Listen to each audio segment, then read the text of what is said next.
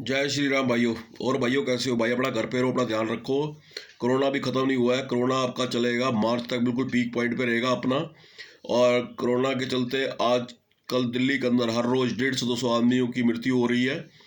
आज भी मैंने आप तक एक वीडियो भेजी थी जो पंजाब के शमशान भूमि की थी। उसके अंदर उसके वहाँ पंजाबी बाग के अंदर जाकर हमने जब देखा और वहाँ के सिक्योरिटी गार्ड से, पंडितों से जब हमने बात करी, तो हमें पता लगा कि हर रोज़ सिर्फ पंजाबी बाग के शमशान भूमि के अंदर 40 से 45 डेड बॉडियाँ जो हैं वो आ रही हैं। और उसमें ऐसा नहीं है कि केवल वृद्ध व्यक्तियों की मृत्यु हो रही है, यंग बच्चों की 20 साल 25 साल 30 साल के बच्चों की भी मृत्यु कोरोना के कारण हो रही है। तो इसलिए मेरा आपसे निवेदन है, बाहर जब भी जाए मास्क लग जाए, सोशल डिस्टेंस का पालन करें। और कृपया करके बाहर से कोई भी खुला सामान लाकर घर पे ना खुद खाएं ना परिवार को दें। छोटी सी आपकी लापरवाही पूरे परिवार के साथ समस्या खड़ी कर सकती है। दूसरा भाइयों, आजकल आप देख ही रहे होंगे जो दिल्ली के अंदर चारों बॉर्डरों को किसानों के द्वारा सील कर दिया गया है और दिल्ली के अंदर स्थिति बड़ी पैनिक हो चुकी है। और इसके अंदर कुछ खालिस्तानी ने भी प्रवेश कर लिया है, कुछ पीएफआई के भी आए हुए हैं, कुछ देशद्रोही टाइप के लोग भी आए हुए हैं। तो ये जो अब आंदोलन जो हो रहा है, ये वास्तव में किसानों का आंदोलन नहीं है, ये दंगाग्रस्तों का आंदोलन है। यही सुनना चाहते हो ना भाइयों मेरे से? मगर सच ये नहीं है। क्या होता है जब सरकार के ऊपर कोई दबाव बनता है किसी भी कम्युनिटी की तरफ से, किसी भी एक वर्ग की तरफ से, तो जब दबाव ज़्यादा बन जाता है तो सरकार उसके अंदर मिसगाइड करने के लिए, उस प्रोटेस्ट को फेल करने के लिए अपनी तरफ से कुछ शफूगे छोड़ती है। जैसे अब आपने एक वीडियो आपने देखी भी होगी कि एक वीडियो के अंदर खालिस्तान जिंदाबाद के नारे लग रहे हैं एक सरदार जी के द्वारा। वास्तविकता ये थी कि वो जो खालिस्तान के झंडे लेकर जो वो नारे लगा रहा था खालिस्तान जिंदाबाद के, वो किसी क्रिकेट मैदान के थे, जो एक फेक न्यूज़ थी जिसको यहाँ पे किसानों के साथ में चलाया गया था। मगर ऐसा नहीं है कि सब सारी फेक थी, दो चार होंगे ऐसे भी कि जो वास्तव में सही भी दिखाए गए थे। मगर उसी पॉइंट को ही मीडिया के द्वारा बार बार फोकस करके हमें बताया जाता है कि ये जो पूरा किसानों का जो आंदोलन है ना, ये पूरा मतलब देश को गुमराह कर रहा है, देश की सरकार के साथ में गलत कर रहा है, ये दंगे फैलाना चाहता है। तो ये इस तरह से जो भारतीय जनता पार्टी के कह लो या भारत सरकार के जो फॉलोअर कह लो, जो उनके चाहने वाले कह लो, वो हमारे बीच में आके वो ऐसी सी बातें बोलेंगे। देखो जी, कांग्रेस की सरकार ने ऐसे कर रही है, आम आदमी पार्टी भड़का रही है, ये वो कर रही है, इसके पीछे ये कहानी है। मतलब ऐसी सी पॉइंट बड़ा बड़ा कर लाएंगे कि हमारे को लगेगा वाकई यार ये जो है ना सरकार के खिलाफ एक षड्यंत्र रचा जा रहा है। भाई मान लिया, चलो आपकी बात मैं सत्य मान लेता हूँ कि षड्यंत्र रचा जा रहा है, तो भाई मेरे को एक बात बताओ ना, चाहे पंजाब के किसान आए हैं यहाँ पे, क्या क्या सिर्फ हरियाणा के किसान आए हुए हैं क्या? जब आपका पूरा नॉर्थ इंडिया का सारा किसान इकट्ठा हो गया, लाखों की तादाद में इकट्ठे हो रहे हैं, तो कुछ ना कुछ तो उसके पीछे वजन होगा, कुछ तो बात होगी। ये थोड़ी कि किसान ही सारे गलत हो गए, उनकी मांगे भी सारी गलत होगी। आपकी पार्टी सच्ची होगी, आपके प्रधानमंत्री मोदी जी सच्चे हो गए, वो अच्छे हो गए, बाकी सब देशद्रोही हो गए, आतंकवादी हो गए। ये अन्याय मत करो कृपया करके। आप आंदोलन का अगर आप साथ नहीं खड़े हो सकते, वो हमारे अन्न आता है, हम भी उनका अन्न खाते हैं। अगर हम उनके साथ नहीं खड़े हो सकते ना, तो मेहरबानी करके हमारे को वो भी अधिकार नहीं है कि हम उनका विरोध करें। देखो भाइयों, इसके विषय को पहले हमें समझना पड़ेगा कि आखिर ये विषय है क्या, इस विषय के पीछे सच्चाई क्या है, तर्क क्या है। देश की भारत सरकार ने किसानों को लेकर 3 कानून बनाए जो अभी रिसेंटली, जिसका किसान वर्ग सारे विरोध कर रहे हैं। पहला तो ये बनाया कानून उन्होंने, आवश्यक वस्तु भंडारण, ठीक है ना जी। पहले क्या होता था कि कोई भी पूंजीपति जमींदार अगर अपने पास गोदामों में माल का भंडार को पूरा भर लेता था और उसको ब्लैक में बेचता था या काला बाजारी करता था, तो उसके खिलाफ कार्रवाई होती थी, सख्त कानून थे, जिसके अलावा उसके ऊपर चार्ज भी लगते थे और उसको सजा भी होती थी। मगर हमारी भारत सरकार ने कितना बढ़िया काम किया, जो ये पहला कानून बनाया, आवश्यक वस्तु भंडारण। मतलब ये है कि आप युद्ध के टाइम को छोड़ के पूरे टाइम के अंदर अपनी फसल का जितना मर्जी अनाज या जो भी आपने धान वगैरह जो भी उगाया है उसको आप अपना भंडार कर सकते हो, उसके ऊपर कोई कालाबाजारी का चार्ज नहीं लगेगा। अब होगा क्या, किसान बेचारा गरीब आदमी है जिसे ताज़ा कमाना ताज़ा खाना, पहली फसल काट ली उसने, बेची, उसके बाद जो पैसा आया उसने दूसरी फसल लगानी शुरू कर दी, इतना ही पैसा है। मगर इसका बेनिफिट मिलेगा किसको? इसका बेनिफिट मिलेगा पूंजीपतियों को। जब आपने सरकार ने नियम ही बना दिया कि आप जितना मर्जी भंडार भर लो, किसान तो बेचारा भर नहीं पाएगा, उसकी बेचारे की पहले छट टपक रही है, वो कहाँ भंडार करेगा? और फिर उसने अगली फसल बोनी है तो वो कहाँ से भंडार करेगा? उसका पैसा कहाँ है इतना जो अगला भंडार भरेगा, अपना जुगाड़ करेगा उसके लिए? तो ये फायदा हुआ है पूंजीपतियों को, इससे होगा। पूंजीपतियों को क्या होगा, पूंजीपति सारे जो देश के बड़े बड़े पूंजीपति समाजदार जो है ना, ये अपने भंडारों गोदामों में पूरा अनाज वगैरह भर लेंगे और एक स्थिति ऐसी आ जाएगी आने वाले समय के अंदर कि देश के अंदर महंगाई बढ़ जाएगी, माल की शॉर्टेज हो जाएगी, फिर ये करेंगे काला बाजारी। अब इसका बेनिफिट किसको मिला? इसका बेनिफिट मिला पूंजीपतियों को, ना कि किसानों को। पहली बात तो ये। दूसरा, उन्होंने बनाया एक कानून कॉन्ट्रैक्ट फार्मिंग। कॉन्ट्रैक्ट फार्मिंग का मतलब क्या है कि मान लो मैं एक व्यापारी हूँ, मैं आलू के चिप्स बनाता हूँ, तो मैंने एक स्टेट के अंदर 20-25 गांव वालों से कंसल्ट कर लिया और उनको बोल दिया कॉन्ट्रैक्ट के हिसाब से कि आप सारे आलू उगाओ, मैं आपसे आलू की फसल जब हो जाएगी मैं आपसे अभी रेट तय कर देता हूँ, मैं आपसे 10 रुपये किलो के हिसाब से पेमेंट आपको मैं करूँगा। अब हुआ क्या, उसमें कुछ बंदे ऐसे हैं जो आलू नहीं बोना चाहते, जो कोई और चीज़ बोना चाहते हैं, वो नहीं कर सकते ये काम, पहली बात तो। दूसरी बात, 10 रुपये का रेट तय हो गया, उधर सरकार जब आलू की फसल हुई मान लो, तो उस फसल के बाद में सरकार ने आलू का MSP घोषित कर दिया 15 रुपये। मगर क्या है, मेरा पूंजीपतियों से कॉन्ट्रैक्ट हो चुका है कि 10 रुपये का, तो मेरे को 10 रुपये के हिसाब से उसकी पेमेंट मिलेगी। मेरे को MSP के अकॉर्डिंग मैं अपने आलू को बाहर जाके मंडी में नहीं बेच सकता। और ये MSP भी का बड़ा लोचा है।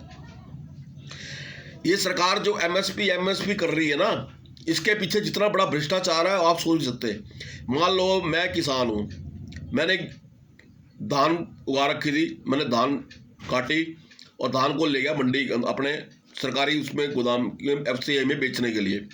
धान का रेट गवर्नमेंट ने तय किया है मान लो 2000 रुपये क्विंटल। जब मैं सरकारी मंडी में जाता हूँ तो मैं कहता हूँ जी मेरा धान आप ले लो, तो सरकारी जो अधिकारी बैठे होते हैं वो क्या कहते हैं कि आज तो हमारे पास कर्मचारी नहीं है, आप कल आना। वो बेचारा बैठा रहता है, अगले दिन जाता है, साहब मेरा धान ले लो। वो कहता है आज ना पल्लेदार नहीं आए हुए, आप कल ले लेना। अब वो अगले दिन जाता है, अब वो अधिकारी कहता है आज लोडिंग अनलोडिंग वाले बंदे ट्रक नहीं आया हुआ, इसलिए आप कल आना। फिर वो अगले दिन जाता है, फिर वो कहता है आज ना गोदाम में हमारे जगह नहीं है, जगह बढ़ा ले, कल आना। किसान बेचारे ने कब तक भटकता रहेगा? आखिर उसने आगे भी अपनी खेती बाड़ी अगली बुआई करनी है। आखिर वो जो तंग आ जाता है ना, वो तंग आने के बाद में वो बाहर जो सेठ लाला बनिए बैठे होते हैं ना प्राइवेट वाले, उनको अपना धान बेच देता है। वो धान कितने का बेचता है? वो बेचता है 1300 रुपये का क्विंटल, जबकि MSP है 2000 रुपये का और वो बेच रहा है 1300 रुपये का। अब वो बेच के 1300 हिसाब से उन्हें पैसे लेके अपने घर चला गया। अब हुआ क्या, वो जो लाला बनिया था उसने 1300 रुपये का जो धान लिया था, उसने वही सरकारी जो अधिकारी थे उनको बेच दिया वही धान 1400 रुपये के हिसाब से। मतलब 1 रुपये का 100 रुपये का उसने मुनाफा उसमें कमा के धान बेच दिया सरकारियों को। अब सरकारी वालों ने उस 1400 वाले धान को जो लिया था 100 रुपये एक्स्ट्रा देके उसको डाल दिया अपने गोदाम के अंदर और वो खाते में चढ़ गया 2000 रुपये के हिसाब से। वो जो 6 रुपये का लोचा किलो का जो लोचा हुआ, ये लाखों रुपए का हेर फेर जो होता है ये जाता है अधिकारियों की जेब में और नेताओं की जेब में। ये है सारा खेल। ये MSP के ऊपर मैंने पहले भी एक बार आपको ऑडियो माध्यम से कहा था कि सरकार इतनी ही ईमानदार है ना, और सरकार इतनी ही कृषि खेती बाड़ी वालों किसानों के प्रति इतनी सहानुभूति रखती है, तो एक कानून लेकर आए कि जो MSP सरकार घोषित करेगी उस राशि से कम में ना तो कोई बेच सकता है, ना ज़्यादा में बेच सकता है, ना उससे कम में कोई लेगा और ना उससे ज़्यादा में कोई देगा। अगर कोई ऐसा उल्लंघन करेगा तो उसके खिलाफ सख्त कार्रवाई की जाएगी, चाहे वो प्राइवेट वाले को बेचे चाहे वो सरकारी वाले को बेचे। इससे कम में नहीं बेच सकता, इससे ज़्यादा में नहीं बेच सकता, मगर सरकार इसमें कानून नहीं बनाएगी। यही सारा लोचा है। ये MSP का खेल ही सारा जो है ना, ये भ्रष्टाचार की जननी है। अब दूसरा, अब कॉन्ट्रैक्ट वाली जो बात हो रही थी, अब मान लो उसने आलू जो था एमएसपी सरकार ने घोषित किया 15 रुपए का रेट, और इसने कॉन्ट्रैक्ट बेस पे जो पूंजीपति था इसने कॉन्ट्रैक्ट घोषित कर रखा था 10 रुपए का रेट। अब 5 रुपए डिफरेंस आ गया। अगर वो बाहर मंडी में बेचने जाता है वो बेच नहीं सकता, क्योंकि उसका जमींदार से कॉन्ट्रैक्ट हो रखा है, पूंजीपति से कॉन्ट्रैक्ट हो रखा है कि मैं तेरे को 10 रुपए के हिसाब से आलू दूंगा। अब उसको 5 रुपए का नुकसान हुआ, या तो सरकार ये बोले कि जो एमएसपी आएगा उसी के ऊपर उसको पूंजीपति को उस फसल उठानी पड़ेगी, मगर सरकार यहां नहीं बोलेगी, क्योंकि सरकार खड़ी है पूंजीपति के साथ में, वो किसान के साथ में नहीं खड़ी है। वो कह रहा है पहले तुम कॉन्ट्रैक्ट कर लो, सरकार कहती है जो रेट तुम्हारा पहले तय हो गया वही तुम्हारे को उसी में तुम्हारे को लागू होना पड़ेगा। दूसरी बात, मान लो आलू का रेट उसे 10 रुपए में तय हो गया, और खुदा ना खास्ता कल को जो आलू की फसल तैयार होगी उसके बाद में रेट गिर जाते हैं, फसल ज्यादा हो जाती है, मान लो मार्केट में आलू ज्यादा आ जाता है और उसका रेट मार्केट में रहता है 5 रुपए। जब 5 रुपए रेट होगा तो क्या गारंटी है जिसने कॉन्ट्रैक्ट आपके साथ जिसने किया है वो आपसे माल लेगा भी कि नहीं लेगा? वो भोसला मना कर दे आपको कि मैं घाटा क्यों खाऊं, और होगा क्या उस बेस के ऊपर फिर आपकी लड़ाई होगी जाके एसडीएम दफ्तर के अंदर कि जी हमारा सुलह बिठोला कराओ। वो कहेगा साहब ऐसा है, मैं तो ना ये काम ही नहीं कर रहा, मैं काम छोड़ के ही जा रहा हूँ और मेरे को नीचे आलू की फसल मैं जा रहा हूँ अपने घर, जो एडवांस देगा तुम ही खा जाओ, मेरे कोई मतलब नहीं है। अब हुआ क्या? कोई सुनवाई नहीं हुई, लड़ते रहो, केस लड़ते रहो, कुछ भी करो, कोई सुनवाई नहीं। मरा कौन? किसान। और अगर रेट हो गए ज्यादा तो उनका डिस्प्यूट हो गया गांव वालों का और उस पूंजीपति का, वो जाते हैं मान लो एसडीएम के पास में, भाई एसडीएम है अधिकारी, उसको सरकारी तनख्वाह मिल रही है। और दूसरी बात, जो फैसला कल को होएगा भी वो फैसला किसके फेवर में होएगा? वो फैसला होगा उस पूंजीपति के फेवर में, उस कंपनी मिल के वाले के फेवर में, वो गरीब किसान के फेवर में फैसला नहीं करेगा, क्योंकि उसको खर्ची मिलनी है उससे। तो इसलिए ये जो कानून कॉन्ट्रैक्ट वाला बनाया है ना, ये सिर्फ पूंजीपतियों के फायदे के लिए बनाया, ना कि आम आदमी के लिए बनाया। मान लो जैसे हमारे यहाँ कोई चीज हम बाजार में लेने आते हैं, कोई बिस्कुट का पैकेट है, चिप्स का पैकेट है, उसके ऊपर एमआरपी लिखा होता है ना, 5 रुपए 10 रुपए जो रेट लिखा होता है, क्या वो लाला उससे कम में बेचेगा? नहीं बेचेगा, कभी भी सड़ जाए, गल जाए, टूट जाए, खराब है, चूहे खा जाए, वो नहीं बेचेगा। ये कानून जो एमआरपी वाला था ये सरकार ने तो बना दिया धना सेठों के लिए, मगर एमएसपी वाला कानून जो है ना वो गरीबों किसानों के लिए नहीं बना रही, ना किसी ने आज तक बनाया, ना कोई, मैंने पहले कहा था, ना बनाया ना बनाएंगे। तो ये जो जमींदारों का, जो पूंजीपतियों का जो सरकारें खड़ी हो जाती है और उनके साथ उनका जो भाईचारा बन जाता है ना, बस यही सारा लोचा, इसलिए बेचारे किसान खड़े आज अपने भूखे प्यासे स्ट्राइक कर रहे हैं। तीसरा कानून बनाया भारत सरकार ने, कृषि उत्पाद एवं वाणिज्य कानून। भाई इस कानून के हिसाब से क्या कहा है सरकार ने कि आप अपना जो भी पैदावार चीज होती है उसको आप कहीं भी बेच लो, आपको खुली छूट है, मंडी में बेचो, लाला का बेचो, बनिए बेचो, दिल्ली में बेचो, पंजाब में बेचो, हरियाणा में बेचो। भाई ये कानून कौन सा तुमने तो तीर चला दिए क्या? ये तो नियम पहले से भी था। मान लो मैं यूपी का रहने वाला हूं, मेरे यहाँ पे जो दशहरी आम पैदा होता है मैं यूपी में बेच लेता हूँ, क्योंकि दशहरी आम ज्यादा बाहर अगर मैं ले जाऊंगा खराब हो जाएगा। उसके अलावा कच्चा आम है या अचार डालने वाला आम है, वो मेरा सारा कहाँ आता है? वो दिल्ली आसपास मंडी में आता है। तो वो तो नासिक के अंदर अंगूर मेरा बनता है, वो दिल्ली में भी आता है, सब जगह जाता है। वो ये काम पहले भी हो रहा था। इस कानून को बनाना ना बनाना कोई मतलब नहीं समझ में आता, मगर किस लिए बनाया? अरे हमने कईयों को बना दिया तो ये भी बना दिया तो क्या हो गया? तो ये है भैया लोचा। और इस विषय के तीनों के विषयों के अंदर मैंने पहले भी आपको कहा था, आज फिर कह रहा हूँ, इन तीनों के खेल के अंदर सरकार का जो मेन रोल आता है वो मेन रोल है पूंजीपतियों की जेबें भरना, अडानी माने से को पालना। इसलिए ना जो इस स्लोगन बड़ा बड़ा के बेचते हैं ना, कांग्रेस का रोल है, आतंकवादी है, फलाना है, ढिमकाना है, हिंदू मुसलमान नोटंकी साथ मिले हुए हैं। भाई मुसलमान भी तो आए हुए, तो क्या हो गया? मुसलमान किसान नहीं है क्या? हमारे को सिर्फ बगलाया जाता है, झूठ फैलाया जाता है और ऐसे शो किया जाता है कि जैसे ये किसान जो ये आए हुए हैं सारे आतंकवादी आए हुए हैं।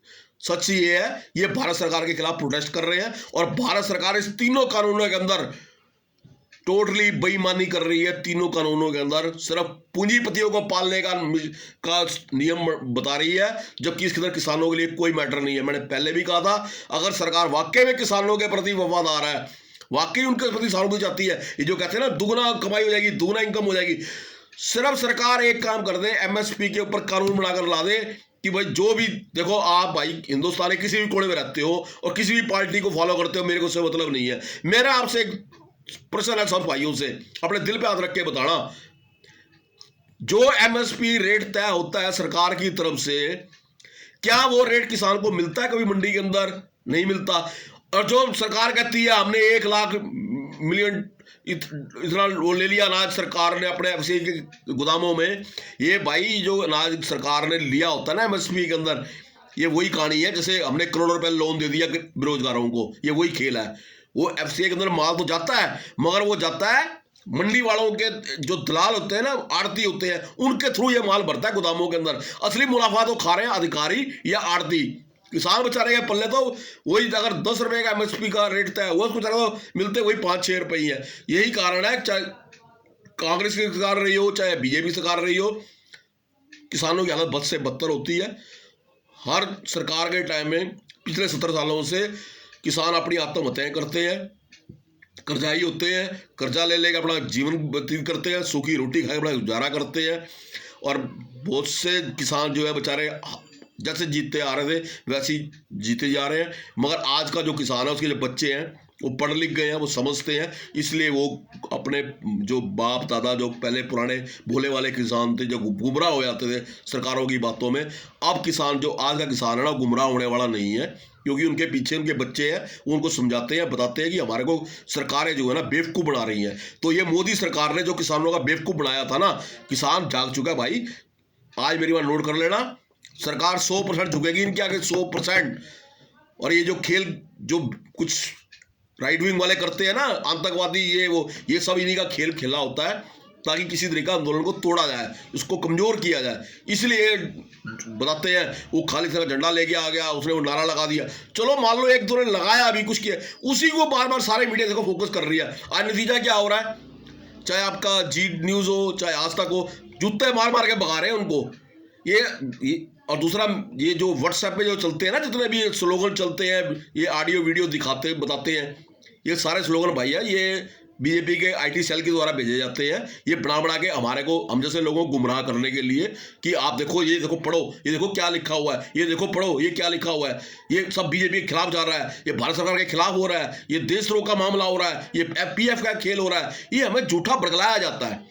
आप देखो जब जाटों का आंदोलन हुआ था हरियाणा के अंदर, तो काफ़ी हद तक सक्सेस होने की उम्मीद हो गई थी, उसकी उनकी डिमांड पूरी होने जा रही थी। मगर हरियाणा सरकार ने क्या गेम खेली सरकार ने कि जी ये जाट जो है बलात्कार कर रहे हैं। अब वो बलात्कार वाली बात पकड़ के इन्होंने उस आंदोलन को बिल्कुल कमजोर कर दिया। नतीजा क्या हुआ, वो आंदोलन फेल हो गया। ऐसे ही अभी ये सरकार को लग रहा है कि अभी हमारे ऊपर हावी हो चुके हैं और हमारे को, हमने ये कानून बना तो दी जल्दबाजी में क्या, सब अडानी मानी को पालने के लिए बनाए थे कानून, ऐसी बात नहीं है, सब समझती थी भारत सरकार हम क्या बना रहे हैं। मगर अब उनको लग रहा है ये ना हमारी भी नाक की बात हो गई है, तो अब ये अपना किसी तरीके से पिंड छुड़ाने के लिए अब इस आंदोलन के अंदर ना फूट डाल रहे हैं, अफवाहें फैला रहे हैं। आईटी सेल बीजेपी का फुल जोरों पे लगा हुआ है उसको बताने के लिए आतंकवादियों का खेल है, ये पीएफ का खेल है, ये फलाने का खेल है। अभी तो पता नहीं कुछ बहुत कुछ रिपोर्टें भी आपको बना के बताएंगे, ये हो रहा है वो हो रहा है। सच्चाई ये है, मैंने आपको तीनों कानून बता दिए हैं। पहला कानून था आवश्यक वस्तु भंडारण, जो केवल जमाखोरी कालाबाजारी के लिए बनाया गया था, पूंजीपतियों के लिए। दूसरा कानून था कॉन्ट्रैक्ट फार्मिंग के अंदर फायदा होना था पूंजीपतियों को, मरना था बेचारे किसान ने, क्योंकि एमएसपी के ऊपर आपका कोई कानून है नहीं है, जो मर्जी पूंजीपति करता रहे, आपको कोई बोलने वाला नहीं, कोई कुछ कहने वाला नहीं। तीसरा कानून आपने बनाया जो कृषि उत्पाद एवं वाणिज्य कानून। अरे भैया इस कानून को बनाने की जरूरत ही नहीं थी, पहले भी किसान जो अपना फसल कहीं भी बेचता था, चाहे हरियाणा बेचे, यूपी बेचे, पंजाब, कोई मनाही नहीं थी, अब भी कोई मनाही नहीं है। बनाया क्यों, बनाया यूं भाई, बनाया तो हमने कईयों को है, अभी और भी कईयों को बनाना था, अडानी माने को। ये है सच्चाई, इसलिए इसके फेक में मत जाओ, सच्चाई को जानो समझो, जमीनी स्तर पर देखो, सोचने पढ़ो, समझा करो, सुना करो अच्छी तरह, उसके बाद स्टडी करने के बाद में किसी नतीजे पर पहुंचा करो। सिर्फ व्हाट्सएप के ग्रुपों के मैसेज पढ़ के किसी को गाली मत दिया करो, मेहरबानी करके जागरूक रहो, दूसरों को भी जागरूक करो और किसान भाइयों के साथ सपोर्ट करो। भाई वो हमारे अन्न आता है, हम उन्हीं की अन्न खाते हैं, तो इसलिए उनका भी आप सपोर्ट करो, जितना हो सके जायज़ उनका सहयोग करो। जय श्री राम।